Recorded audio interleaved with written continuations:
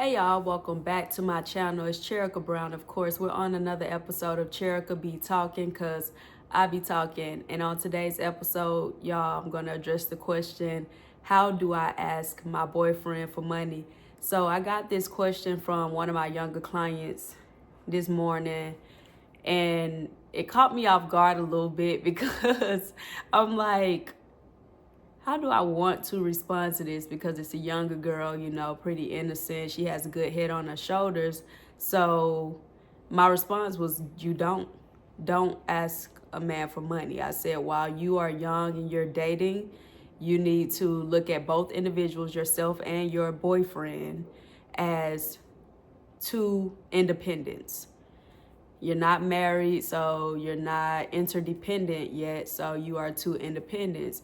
And then I said, also remember that social media affects all of us subconsciously. And she just kind of laughed or whatever. She was like, I think I kind of knew the answer. She was like, but I wanted to come to somebody who has a level head or whatever, just for the answer that I knew was the right answer or whatever. She was like, when you're just young and sometimes you need a little money or whatever, and you love somebody and you feel like, oh man, I had a tough day. I just want some lunch. I want him to show me love by sending me a little $20 or something, maybe say, go and get you some Chick-fil-A. Because with a lot of people, especially women, and men too, it's the small things that really matter to affirm us and just assure us.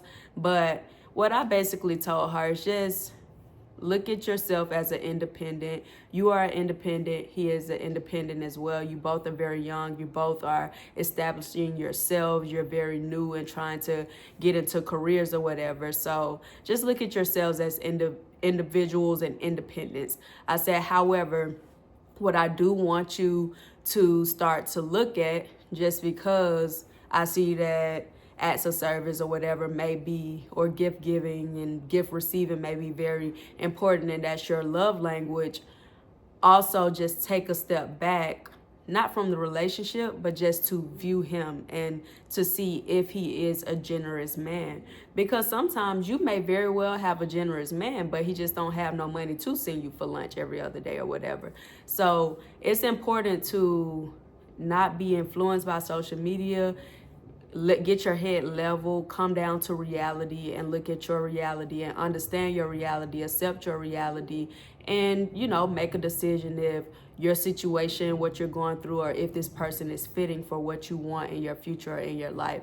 Because a man could very well be very generous, and he really wants to give you the world and plans to one day give you the world, but his bank account ain't telling him that he could just send you some $20 every other day for lunch. So don't let those little small things that you see, the little arguments and debates that you may see on social media, even affect you subconsciously. It's okay to have opinions on it and viewpoints, because who wouldn't want it? I mean, even if you got $1 million in your bank account, it still feels good if somebody just say, you know what, here, I know it's not much, but here's $20. Go get you something to eat. Happy birthday. Here's $50. Here's 25. People look at it like, oh, $20 don't do nothing these days. It can get you some food. It can get you a little quick drive-through meal. So those little small gestures do add up, and it does make a person feel good, and it can turn a bad day into a positive. And a lot of women want to vocalize like, oh, if I told my man that I'm having a bad day, I expect him to try to make it better. I would tell him that, like, it's okay to have those lines of communications, like, hey, have an open discussion with him. If you're having a bad day, what can I do to make your day better? Like, what would you want me to do as your partner? How would you want me to show up in your life to make your day better? And when he expressed that to you, you may find out that when you told him you was having a bad day, he was doing what he would like somebody to do for him when he's having a bad day. And you were like, oh, that's interesting or whatever, because I would appreciate something simple as, a little $20 just to get some lunch. That at that point, it's all about communication.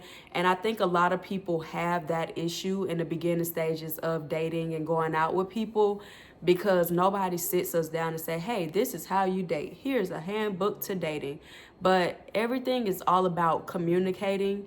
communication and properly communicating and knowing when and where and how to bring things up, because there's a time and place for everything. You can't just be like, oh, I'm having a bad day and I just told him I'm having a bad day and he didn't send me no money for lunch, so now I'm about to text him dry and have an attitude. He literally wouldn't know why you are texting him dry or having an attitude, because he possibly did not know that you expected him to send you a Zelle or a Cash App or whatever just for you to feel a little better. He possibly thinking, oh, she don't know how to handle conflict. One little bad issue happened at work or one little bad thing happened and now she talking to me crazy. So you have to be very careful in how you're communicating, when you're communicating, how you're communicating, and why you're communicating certain things. So because people don't teach us how to date, that's why I always say that I firmly believe that people shouldn't start actively like dating, trying to really get with somebody until you're like 25 years old. And that's just pushing it these days, because people are way less mature in our generations currently than they were in previous generations. People are more selfish and everything. So it's important to just get to know yourself, to develop, to mature, to, know what you believe, know what you stand on before you go and try to invade somebody else's life. That's just my personal opinion.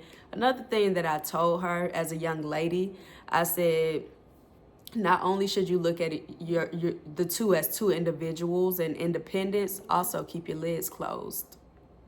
And she laughed at me, but I'm like, I'm serious. I said, because a lot of talk that you see on social media possibly about women saying, oh, you should be comfortable with asking any man for some money. All this and that is women who look at their bodies not as a temple, but as if it's for sale. So if you're not giving too much of yourself, especially too soon, you won't feel like somebody owe you. You won't walk around with like an entitled mentality, or like they ain't paid you or compensated you. Like, your body is not for sale. As long as you're keeping your legs closed and you keeping your mind and your heart clear and you keeping your eyes and your ears open and focused on this man, you will start to see signs and realize like, oh, he ain't generous. He just stingy. Like, he could send me this, but he choosing not to send me this, because trust and believe, any man that loves you and cares for you, over time, you're going to start seeing it by what he do for you, because men are providers, and men, no matter if he doesn't like getting gifts, trust me, he knows how to give a gift. He pays attention to you. He knows what you like. He sees you.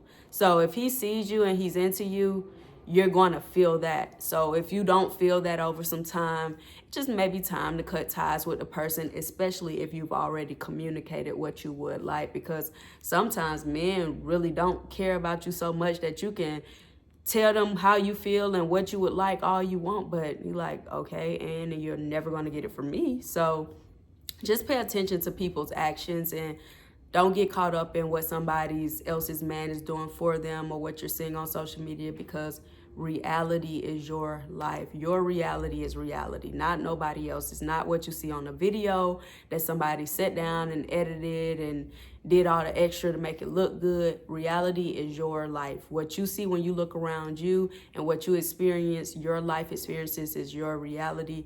And don't let nobody take that from you, and don't let nobody tell you their opinions on your reality, because you have to decide what makes you feel good on the inside and what is right for you in your situation.